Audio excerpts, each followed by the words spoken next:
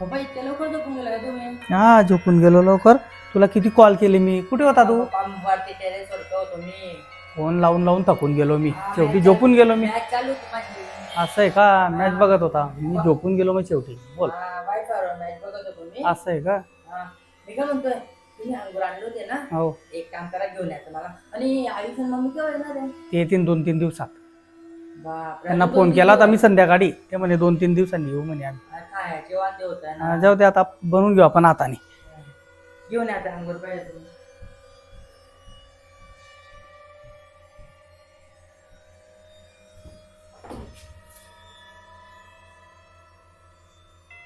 इथेच? अरे अंगूर नाही इथं, हे बघ हे काय पडलं इथं. मी आणलेले अंगूर खाऊन टाकले इथं. तर कुठे होते?